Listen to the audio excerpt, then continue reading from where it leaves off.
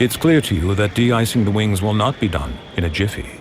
You look for phone outlets but see none, only photos of phone outlets. A voice announces your gate is now 39C, 12B, 9A. It's like musical chairs, if musical chairs made you sob in the pet relief area. A child picking his nose stares. His parents have abandoned him. The airport will raise him now. Don't let flight delays ruin your vacation. Go on a real vacation. Go RVing. Friends and fans around the world. This is your worldwide broadcast home of the Seattle Kraken. We are proud to give you the Seattle Kraken. Sports Radio 950 KJR AM and KJR FM HD2 Seattle. An iHeart radio station. It's time for the Ian Furness Show. You want me to turn it up? Send your text to 49451 on Seattle Sports Radio 950 KJR.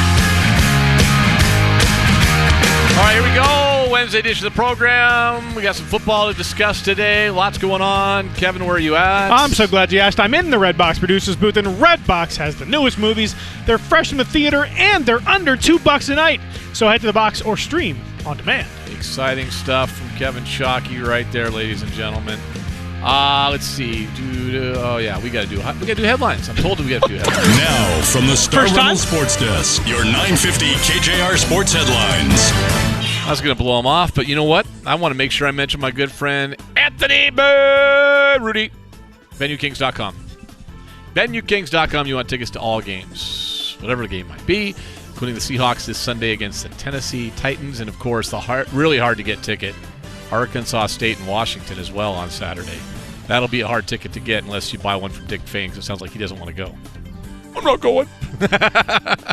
You know, this is my first time hosting the Husky Boat on Saturday. Oh, you're hosting a... Yeah. Well, they gave you the big game. I got the call from Mike Gastineau, and I said, are you freaking kidding me? Hell yeah, I'll do it. Arkansas State? That's a huge game. So you take off from Chinooks? Yeah, from down there. I want to get to that in a second. Stand by. I'm so fired up, dude. All right, here we go. Mariners last night lost. Why? Because, well, when you have the bases loaded, nobody out, you can only get one run across. And the bullpen didn't do them any favors. Don't blame the bullpen. They've been great all year, but they did not do them any favors yesterday. They did them any favors yesterday, but my goodness, you had a chance to do some damage. Kelnick won just... They have four guys on offense who can do things, and that's it. I know. This is what happens. They're not good, and they're still hanging around 3 games they're out. They're fun. We're rooting for them. But, boy, they are not good. Come on. Good. They're not good, man. They're the worst 78-67 team in the history of baseball. One score going on right now that matters. Toronto leading Tampa Bay 4-0. We don't like that score at all. No. Neither does Boston. Neither does Oakland. Nobody likes that score. Or New York. Nobody likes that score. All right. Elsewhere, Seahawks. I'll get to the news in a second. Lots going on in terms of injuries. Pete Carroll holding his news conference a moment ago. Guys in, guys out. Guys got head hurting. And the awful center is out for 3 weeks. And they're hoping to get him back in 3 weeks. I don't know why. I'd hope he'd be out longer, but that's just me. Wow. Postic's awful, dude. He's awful. Speaking of things going on out there in the world of sports, Urban Meyer saying today, no chance I'll leave the Jaguars for the USC job. Really? I'm stunned by that.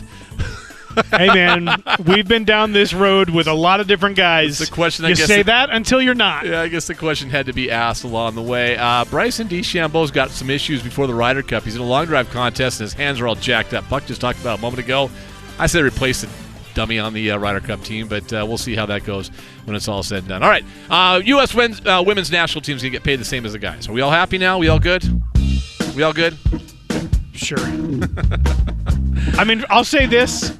The U.S. women's national soccer team has as good of an argument as anyone, considering the fact that their ratings are very good, and so people do watch them, and I see a lot more U.S. women's national soccer team players that are in the public eye than men's players. So yeah, well, some of the best men's players are playing overseas, and that hurts their marketability here. Sure. And on this side of the country or the water, yes, the women when they play in the World Cup are very, very popular. The Olympics took a huge hit this year because that time difference was just awful. Like, it wasn't the same as – it just was hard. Like usually women's Olympic soccer, there's a lot of juice for it. Yeah. This year, not just because they didn't win gold, but it was just that time difference was so obscene. We've had that before. But it felt like this was the weirdest year ever. Now, my experience of the Olympics this year was completely thrown off because baby. But it was a very strange It was just a very strange Olympics I year. think the Peacock involvement too didn't help. Like having to go to an app for some things if you wanted to find. It was a hard. NBC did a really they had stuff, but it was harder to find. They loved using the Peacock thing for live events, which were never anchored, by the way. No. So it was really hard to watch those. Like, I'm sorry, it was just different. It was weird. My main memory of this Olympics, and this is so weird, was watching a little bit of fencing on Peacock on my TV. Yeah. Which was very interesting, but there were 4 matches or whatever they're called going on at the same time, right. And it was completely unanchored, so I didn't know what I was watching. It was like entertaining, but I had no idea what was happening. Far better sport if the swords weren't flexible. If rooting for death seems a little harsh, Ian. I'm just going to be honest. Seems a little harsh. Well, maybe not death, just maim somebody. Pete Carroll's news conference. D. Eskridge out for a while with a head injury. He's at home with a concussion, not practicing. That's bad news, man. He is a big part of what they want to do with that new offense. Penny Hart might be back practicing. That'd be good news. Ethan Posick out for 3 weeks on injured reserve. They signed a couple slappy wide receivers for the practice squad that mean nothing, but Connor Weddington's one, so you guys can get excited about that. He can't play in the NFL, people, just as an FYI. Kevin and I were talking off the air. It's weird. I'll have to ask Palazzolo about this. The drop-off in talent in wide receivers. You know what? If you play fantasy football, you know this. Yeah. Like, honestly, this is probably one of the things with fantasy football is equates to real football. The difference between a 1-2 receiver and a 3 below receiver in the NFL is striking. Well, that's what I was talking about last week, I think it was, with Brandon, where I was like, wow, you're talking about a number 3 receiver. I forget which team it was. Right. Was it Dallas? Yeah, Dallas has 3 guys. And I was like, wow, yeah, you're talking about a number 3 receiver being worth drafting. That seems pretty rare. And he said there were like 2 or 3 in the league that are worth looking at. Make a mental note of that. I'll do the same. It'd be fun to ask Funston about that tomorrow because it just does. It feels that way that the drop off between 1 and 2 and then to 3, 4, like most teams, like Seattle had 4 guys I think active on Sunday. Mm-hmm. Like the drop off, Eskridge I think is good, but he's a long ways away. But you just think about the difference between the top 2 guys and then the next tier of receivers, and then you start losing a couple guys. Wow. I wonder how much of that is because tight ends and running backs are being used more in the passing game than they were. Yeah, maybe. That because if you have the choice between getting the ball in the hands, this sounds harsh, but getting the ball in the hands of Freddie Swain or Chris Carson, well, right. Okay, so sense. Let's get it to Chris Carson, even if it's a pass, and we still can do something with it. And we saw him do that last year better than he had ever done. That's probably why, and I know we got to get Palazzolo on here. Probably why we've heard so much in the offseason, and I think we saw it come to fruition on Sunday, how excited they are about Gerald Everett. He's your number 3 receiver, and there's no doubt he's your number 3 receiver if it's not Chris Carson or Everett's your number 3 receiver. Eskridge is your number 4 playmaker. 100%. Yep. He's your number 4 or 5 playmaker when he's healthy, but he's not your number 3 receiver in that regard. All right, so Palazzolo in just a couple seconds talking all things PFF. By the way, I challenged him this morning. We'll see what he has to say for himself. I thought some of the grades were off, but he actually said they're adjusted. So we'll check and see how those grades look for the Seahawks after this first weekend and preview the Tennessee Titans. Mike Holmgren will join us at 2 o'clock today. And Seahawk fans, we've got something for Seahawk fans at 1:45 if you're going to the game. So if you're going to the game on Sunday, Seahawk fans, make sure you stay with us at 1:45 today. We're going to walk you through exactly what you need to know to get into the stadium in terms of vax cards and proof of vax and all that kind of fun stuff. Masks, all that stuff. Here we go. It's time to talk all things NFL with the view from the analytical side. Steve Palazzolo with the grades and numbers that are trusted not just by the fans and media, but NFL front offices too. Our weekly PFF visit is brought to you by No Lie Brewhouse, 100% family-owned and independent brewery, born and raised in Washington, USA, featuring 100% local ingredients and people committed to the craft. Now with Steve Palazzolo from Pro Football Focus. Here's Ian Furness. All right, Palazzolo, answer for yourself, man. Answer for yourself. I sent you an email this morning. You need to answer for yourself. I didn't like some of your grades, buddy. How are you? Great. How's it going? What a great welcome. We're coming out firing. Welcome. I know. He knows. I sent him an email this morning, and I said, all right, what's going on here? But that's, as I mentioned to Steve, that's why we love having him on, because I think what we see with what PFF and how they do things, and I actually went back and read through basically the PFF grading system again to kind of reacclimate myself to it. But what we see sometimes with grades doesn't always equate to with what we see, with our eyes necessarily. But that's why it's fun to talk to Steve every week. Big thanks to No Lie Brewing. I know you guys did make some adjustments from what I looked at this morning. Before we get to the grades, I'll ask you to do the same thing. Give me like the 30-second tutorial what people need to know about how PFF grades.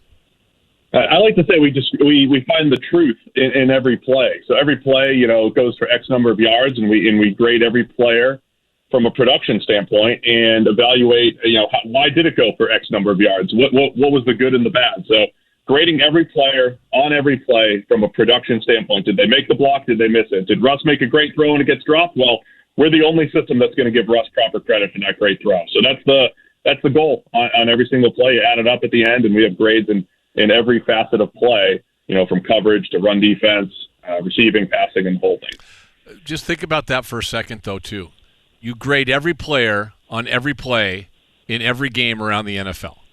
Like, that's insane. That's and right. It's literally hundreds of people that do that, and it's here's now. I say that I have issues with your grading system. Let me read off the top graded Seahawk offensive players from Sunday: Russell Wilson, Brandon Shell, DK Metcalf, Tyler Lockett, Gerald Everett, Will Disley, Chris Carson. Does that sound right? Yeah, that sounds actually pretty accurate, doesn't it? Like, it sounds like hey, those are the guys. When you say it out loud, right? When you say it out loud, it sounds pretty good when it's all said and done. Let me start with a couple guys, though. I'm going to go to the defense in a second, but some guys that jumped off the page at us. Obviously, Tyler Lockett had a huge game receiving. I thought it was interesting. And what brought his grade down just slightly was his run blocking and blocking after a catch or after a run. And I interviewed him after the game, and Steve, unsolicited, he said to me, "I have to be better at run blocking." He said that to me literally in a post-game interview on Sunday. So when I saw you guys get him a 47.2 pass blocking grade, he knows that. Like, our run blocking grade. He knows that, which is interesting. Yeah, the players know their PFF grades as well. They know where they're, whether they admit it or not. I mean, look, I think having very good games from Gerald Everett, Tyler Lockett, and DK Metcalf is an excellent start. So many games last year where it felt like it was DK and Lockett, who was the third option, and if one of those guys wasn't having a great game, the offense sputtered. And I thought we saw Russ played a good, clean game, didn't miss many throws. The two deep balls to Lockett were just fantastic. The touchdown, I mean, the classic Russ, just kind of retreat and chuck it up against the blitz early on, and then the post, 60 yards in the air and the whole thing. So you saw the explosiveness. The Gerald Everett touchdown, I think, showed some of the horizontality. I'm trying to think of the right word. I wanted more of a horizontal passing game. I just made up a word. I wanted a horizontal passing attack from Seattle this year. Just different routes, different route combinations. And I think Gerald Everett showed that. They could expose linebackers underneath and not just expose safeties and corners down the field. So I think we saw some versatility with Seattle's offense and all those receivers. The pass catchers played well, and Russ played a really clean game. Yeah. What did you think of it? What did your eyes tell you with the new offense? I thought somebody else posted this on Twitter. It might have been Nate Tice from The Athletic. I forget who it was. It might have been Danny Kelly. I don't remember. But it was somebody posted. I thought there was some deception. I thought there was a versatile running attack. I thought the play action game kind of messed with the rushing attack. I thought, they got Russ out of the pocket a couple times. There was a couple plays on 2nd and 8 where I think they took the underneath gain to get into 3rd and short at times in the passing game, at times when maybe in the past couple of years they would have run it, into the ground a little bit more. So I think it just had a couple more dimensions, but the crux of it is still there, right? The crux of it is DK can create big plays. Tyler Lockett can create big plays. You don't want to lose that. But it's like in the red zone, oh, by the way, we have a Gerald Everett. Try covering him. Try covering him in space. If he's one-on-one with a linebacker, it adds this different dimension. So I thought there was more options is what the Seahawks offense looked like they had on Sunday. Okay, and I would agree. One of the things that, though, did come off, and we were talking about this, was there were some low grades for guys that you would hope would be stepping up in terms of pass blocking, and that would be the interior of the offensive line. Most notably the centers. Also, I thought Damian Lewis, he didn't grade out high. I mean, you guys had some low grades for the pass blocking offensive linemen, especially on the interior. Yeah, DeForest Buckner is really good up front. He whooped Ethan Pocic when he was in there for a sack, and Fuller again. Fuller and Lewis both gave up a couple quick pressures, and those are sometimes. There was the Pocic one was 3rd and 6, and it was a sack. Those are the ones where you come out like, oh, the whole line let us down on 3rd and 6. A couple of the other ones, like Russ got hit on Gerald Everett's touchdown, which most fans probably didn't see because it didn't matter, it didn't affect the play. But if Everett doesn't get open for whatever reason, Russ is getting sacked or taking a hit. So there was definitely some plays where the pressure came in quickly. Russ wasn't under pressure. I don't think, the majority of his dropbacks or anything like that.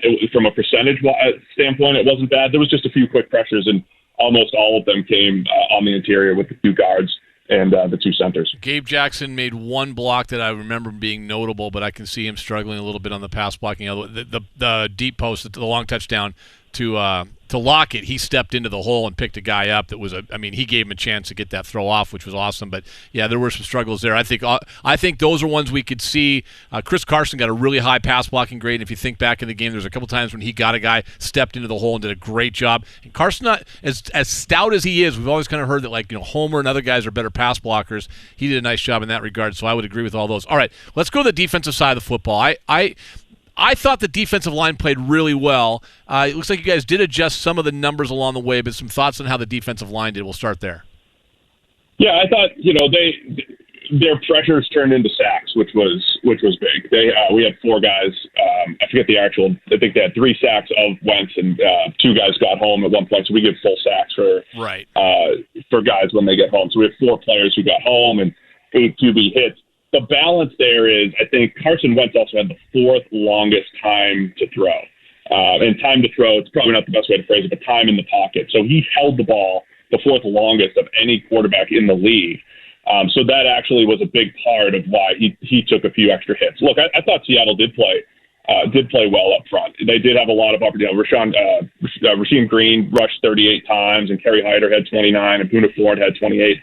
Those guys weren't as efficient, but when you said Darrell Taylor and Alton Robinson with some couple quick rushes on just their few opportunities, that was a really good sign. Benson Mayowa had dominant sack and a couple other nice rushes. And maybe he only rushed 20 times, and maybe that's a better workload for him. How many times we were on the show last year saying he had rushed 45 times, 50 times. I think it's a change of pace guy. Mayowa's good. I thought there was some good depth by the Seahawks as far as the pass rush goes. I was impressed with what they did. So there were some solid grades in there, and there were a few other guys who just didn't produce as much as their peers in higher volume outings. Darrell Taylor, by the way, the highest ranked pass rusher, not named Alton Robinson. Robinson only played 12 snaps. Of guys that actually play qualifying snaps, Darrell Taylor, a 90.5 grade on pass rush. That is fantastic for a guy playing in his first NFL game. All right, before I let you go, Steve Palazzolo joining us, brought to you by No Lie Brewing. I do want to get to the Seahawks opponent this week.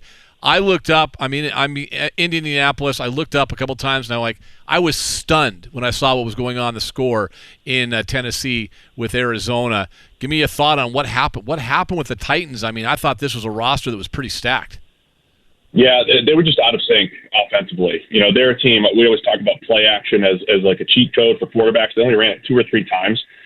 That's how they rejuvenated Ryan Tannehill's career, because they were running play action. So they were just out of sync. Ryan Tannehill tried to connect with Julio Jones a bunch. They were just off. They haven't played together. So I don't know how much that was a factor. So the Titans were not efficient offensively.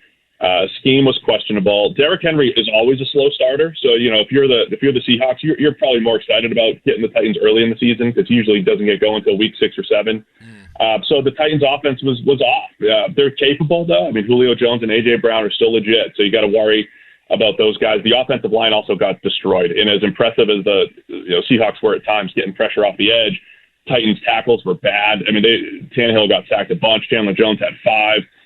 Arizona looked great, but Tennessee also looked horrible offensively. So I think the Titans will be a little bit better, but it was certainly concerning given the high expectations for the Titans. How poorly they played. I was surprised. Taylor Lewin, their tackle, just got. He must have had a hell of a bad game. He had a 39.7 grade, which folks, you'd be retaking that class in summer if that was school. Not great. That's how bad he was. Saffold was okay. Quisenberry was okay, but the rest of their line wasn't good. What about on the defensive side of the football? What happened over there?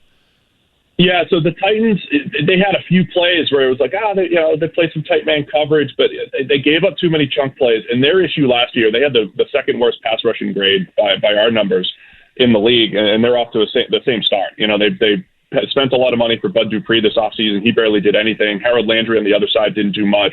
So the Titans weren't getting any kind of pressure. In their secondary, I think, is a little boom or bust. You know, they've got to protect those guys with a little bit more pressure up front, and they just weren't doing it. Kyler Murray had time to throw, and he was creating big plays down the field. So there could be some opportunities this week for Russ to sit in the pocket and get the ball down the field. It's early. We're only through week 1, but Palazzolo, you're nailing it as always. I take back all of my criticism on my email this morning. Thank you. Appreciate it. Look, the Seahawks missed 13 tackles on defense. That was the issue. Okay, Hey, they missed 13 tackles. Were 15 of those 13 on the first drive? Yeah, I was going to say, how many on the first drive? Because it felt like they couldn't tackle anybody on that first drive. Like, it was like a bunch. We talked about it yesterday. It felt like I know so much has been said about the preseason and Russ. I thought we saw timing off on the defense in that first drive, and they kind of got their sea legs. Kevin? I tweeted about this, and I always have really great tweets. Yes, you do. But Jamal Adams does the Earl Thomas trying to get a big hit thing without wrapping up all the time. How do you guys handle that, Steve? When a guy I don't know, do you get less credit than even normal for a missed tackle when you just hit the guy with your shoulder and don't actually take him down? It depends. Like, if you miss your tackle, if you're playing outside contain and you can't lose the edge and you miss a tackle and lose the edge, that's bad. I mean, that is your role. That is your job. If you're if you're missing the tackle into the leverage of defenders and taking more of a calculated risk, we might not even downgrade you at all, or it might be less of a downgrade for the missed tackle. So it's all about playing team defense and knowing where your help is and taking more calculated risks and not losing your assignment if it's the edge or whatever it might be. That's interesting. I hadn't really thought about it like that because all I do every time I see it, I'm like, would you stop just trying to hit them with your shoulder and actually wrap them up? Which obviously I have no place of complaining about how a guy plays, but it always seems very frustrating to me. But that's a different way to look at it. I guess it's not always the worst thing in the world. Yeah, I mean, if you're in the open field and you're the last guy and you throw a shoulder in there and miss it, I mean, that's a bad play. So it's all about the context of the play. You're going to have the Taylor Lewin grade, single digits. I don't think I know it's the first game of the year. I'm trying to think the last time I saw a PFF grade that was in a single digit, but I just did, so that's good. That was good. All right, hey, Steve, great week. Tell people about PFF, how they can subscribe. Yeah, all those grades and stats are over at pff.com. We have an Edge and Elite package to get the grades, and our betting stuff and all of our fantasy stuff is cooking right now. If you just need to know who to pick up, it's all over at pff.com. Thanks, my man. We'll talk to you next week.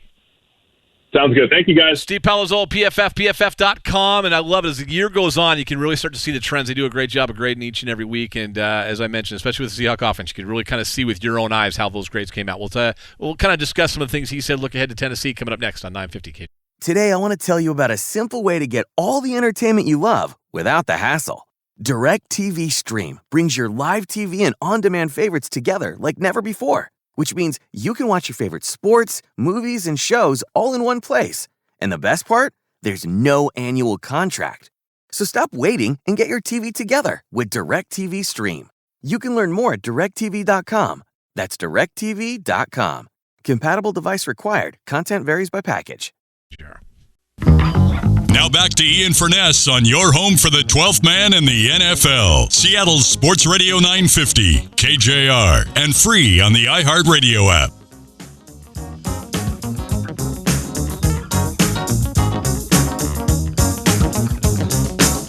All right, back. We'll check in just a few minutes. We'll check in with David Young, Seahawks Chief Operating Officer. If you're going to the game on Sunday at Lumen Field, your first regular season Seahawk home game since 2019. Crazy. Long time.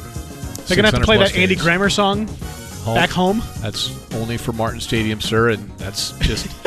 I'm not going to ever forgive you for even mentioning that here. That's not a Seahawks song. They can play, Bittersweet Symphony or something instead. Anyway, I think Macklemore's playing there. Yeah, how about that? Woo! Stunning. We will, so we'll talk to David in just a second about what you need to know going into the game, what you need to bring, vax, non-vax, test, no test, all that fun stuff, mask, no mask, all those things. So all the do's, don'ts, and what you need to know for fans going. Quick question, and our text line, 49451, is the Coors Light text line. They're keeping Seattle chill, Thank Ian. you. We'll use that coming up at 2:35 today, by the way, for Fact or Fiction. I have a game that I love. Oh. Didn't you love TCU?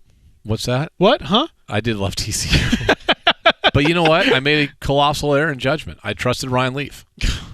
And I'll never do that again. Shouldn't have done it in the past. Shouldn't have Fool done me that. once. And this is like the third or fourth time, actually, so I won't do that again. But I know there's a game I love, and I'm going to feel really, really dirty, and it's going to go against a couple of my strong beliefs, but I'll do that coming up at 2:35 today. Yeah. Interesting.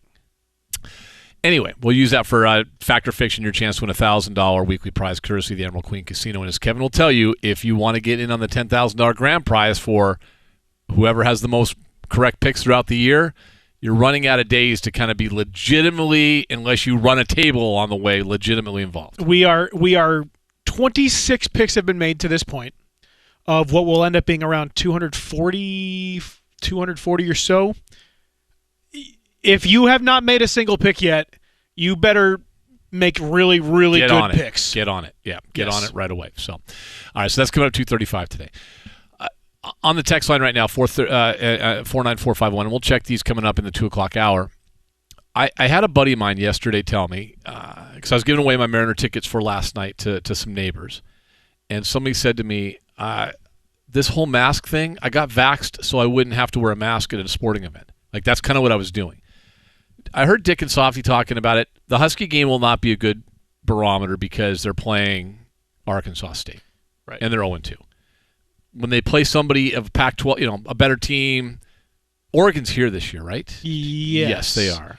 Cal is the next game that's here, I believe. And Cal, quality opponent. That should be, even though I thought TCU would kill them.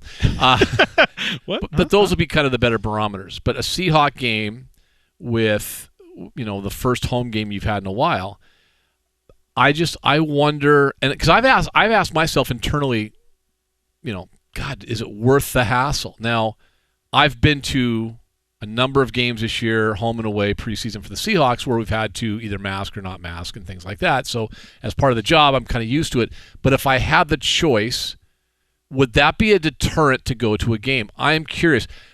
I feel like the Seahawks are so bulletproof in everything they do.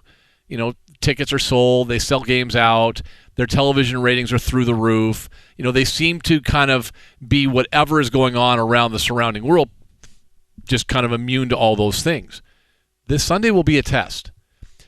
Indianapolis didn't have any mask restrictions in an indoor building, by the way. They recommended, right? Yeah, that was so.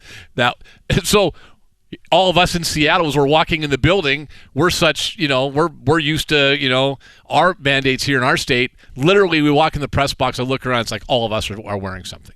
Like literally all of us.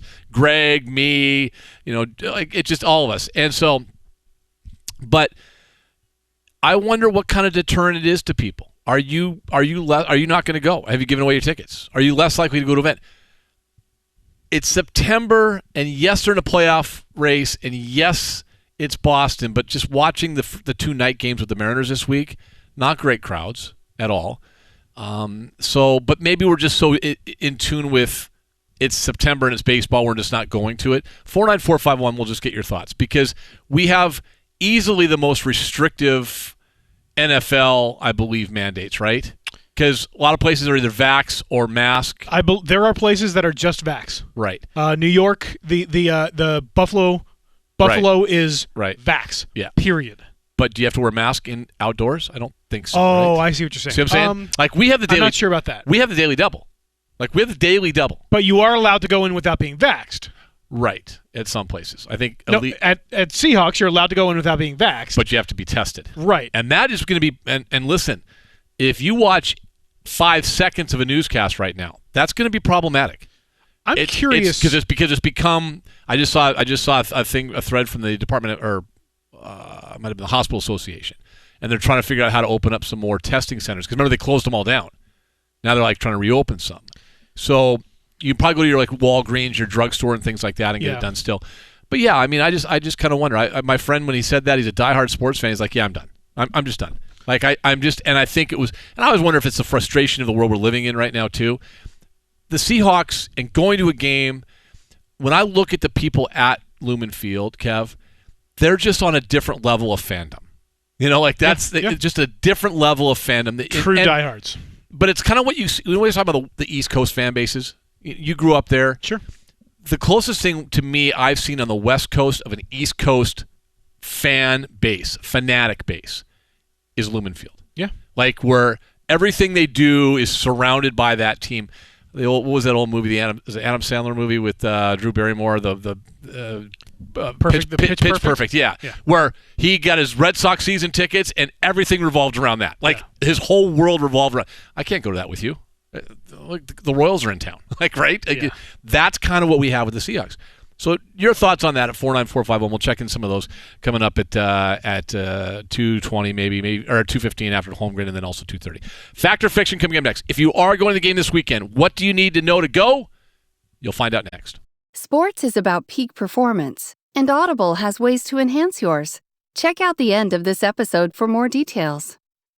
Now back to Ian Furness on your home for the 12th man in the NFL. Seattle's Sports Radio 950, KJR, and free on the iHeartRadio app. Welcome back in. Sports Radio 950, KJR. Ian Furness with you. And how about this? For the first time in a couple of years, a regular season home game and game that really matters for the Seattle Seahawks. We'll be having fans in attendance at Lumen Field. And David Young right now joins us, Seahawks COO. And he's on the Beacon Plumbing Hotline. David, first of all, before we get to some of the what you need to knows for fans this week, because I think that's very important, how excited is the organization, your front office, your guys that are selling suites and tickets? You finally get to welcome fans back for a regular season game. It's got to be an exciting week for you guys. Oh, yeah, absolutely. And thanks so much for having us here. We couldn't be more excited. I mean, last season was such a great year on the field, and it just didn't feel right not to have the 12s in the stands with us. Seattle fans are just the best, and the 12s are the best of the best. And to have them back this year is just going to be incredible. You know, we've got a number of guys that didn't get made their debut with us last year that didn't get a chance to play in front of the 12s, and I know they're excited too. And you can feel the energy here in VMAC this week as we're leading into that home opener. It's electric, and we're all really, really excited for it. Well, I wanted to get you on today, David, to kind of walk through with our fans and our listeners a little bit of what they need to know before they come to the game. We've seen the mandates and the requirements, so maybe you can kind of help us get to this point as we're a few days away. What do fans have to do before they come to the game on Sunday? Well, first and foremost, get your voice ready to cheer for the Hawks. But specifically, what's going to be different this weekend is, as we all know, the state and King County have issued a mask mandate for outdoor events of greater than 500 attendees. And so certainly Lumen Field, that applies there at Lumen Field. So you'll need to remember a mask. That's the first thing. Everyone, all of our staff, all of our ticket holders, everybody, you're bringing a mask with you, and you're wearing that inside at all times unless you're actively eating or drinking in one stationary spot. So no walking around with your mask down, sipping, on a Coke. You need to be stationary, eating or drinking. All other times you need to wear your mask, and that's a part of the mask mandate that's across the state of Washington. Additionally, we will be at the gates checking for proof of full vaccination, or for a proof of a negative COVID test taken within 72 hours of kickoff. And that's of note because 72 hours from kickoff is Thursday. Right. So that's coming up real quick. And I would suggest to our fans, to our ticket holders coming to the game to get in and get that test as soon as possible once that 72-hour clock starts ticking, so that you can be sure to get it back and bring it in. And, we'll have a number of staff outside the building.